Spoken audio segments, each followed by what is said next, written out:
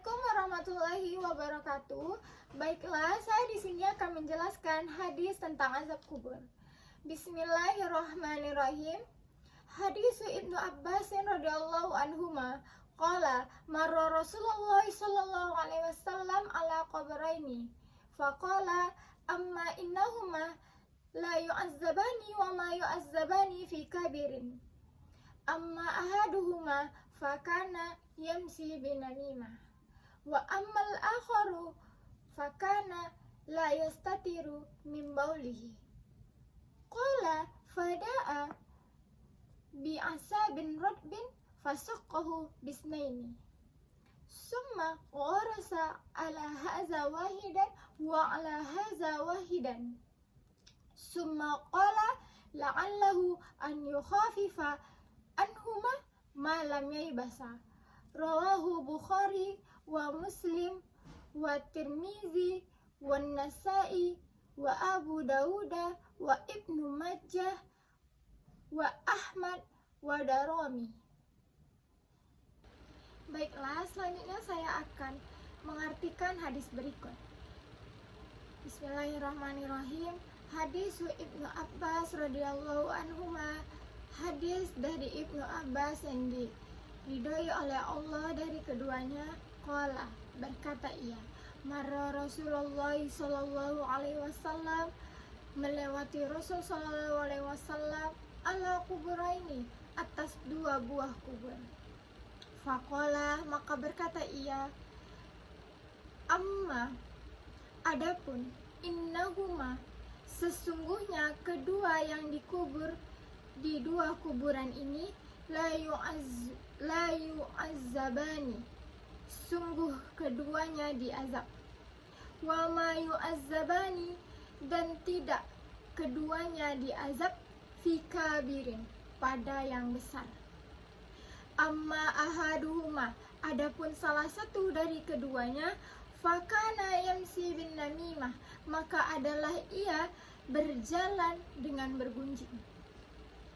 Wa ammal akharu, dan adapun yang lain, fakana, maka adalah ia la yastatiru min baulihi, tidak bersuci dari buang air kecil.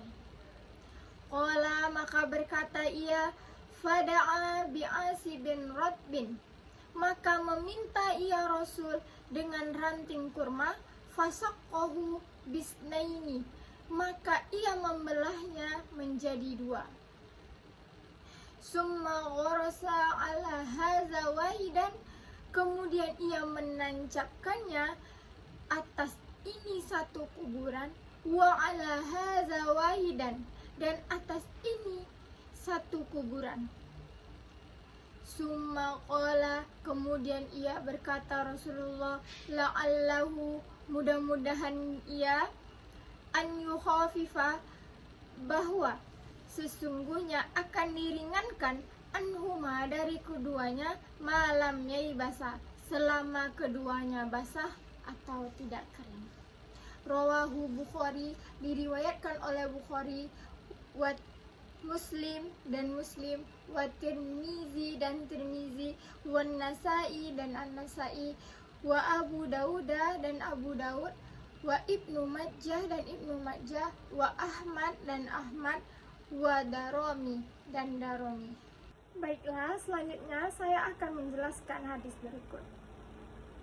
Hadis ini menjelaskan tentang azab kubur atau dua dosa yang menyebabkan azab kubur. Diceritakan ketika Nabi melewati yang dimana di sana terdapat dua kuburan, yang ketika itu Nabi diberitahu oleh Allah Subhanahu wa Ta'ala bahwa orang-orang yang di dalam kuburan itu sedang diazab. Dan dua orang ini tidak diazab pada urusan dosa yang besar. Maksudnya di sini bukan dosanya yang besar, tetapi pekerjaan dosa yang dilakukan yaitu gampang atau tidak susah gitu.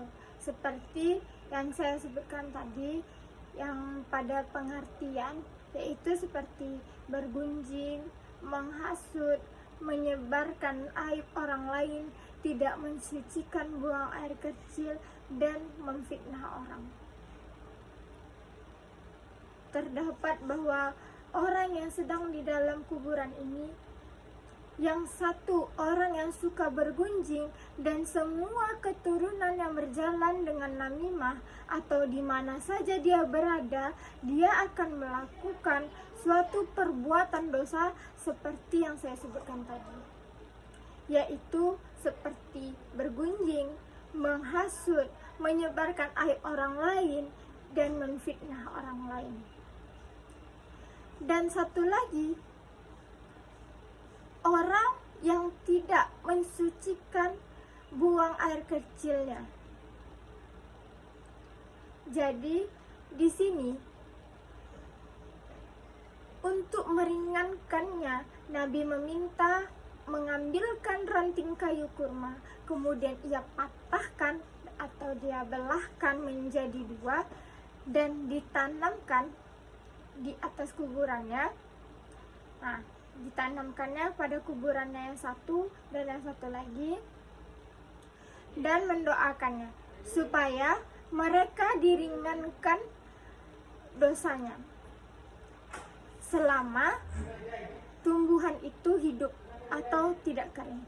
Makanya di sini kita bisa ngambil pelajaran bahwa ketika setiap orang yang meninggal, alangkah baiknya kuburannya itu ditanamkan dengan tumbuhan-tumbuhan yang hidup, seperti pohon-pohon yang tumbuhan-tumbuhan yang tidak terlalu berat, seperti kayak pohon durian atau segala macamnya. Itu kayak tumbuhan yang dia itu emang untuk ditanamkan di atas kuburan, seperti kayak bunga-bunga gitu, rumput. Selanjutnya, kaitan hadis ini dengan pendidikan. Yang pertama, pendidikan akidah atau materi pendidikan.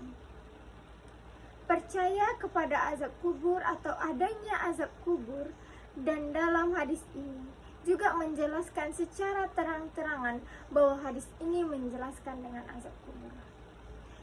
Maksudnya di sini kita diajarkan untuk percaya kepada azab kubur, dan di sini sudah dijelaskan secara terang-terangan bahwa hadis ini menjelaskan tentang azab kubur. Yang kedua, metode pengajaran. Hadis ini juga mengajarkan seorang guru kepada siswa dengan metode secara langsung atau praktek di lapangan. Seperti azab yang di atas tadi, penyebab dari bergunjing dan tidak bersuci ketika buang air kecil, dan diberikan solusi untuk meringankannya. Jadi maksudnya saya di sini, ketika seorang guru mengajarkan kepada siswa metodenya dengan secara langsung ataupun praktek langsung ke lapangan, dan di situ juga guru akan langsung memberikan solusi untuk gimana caranya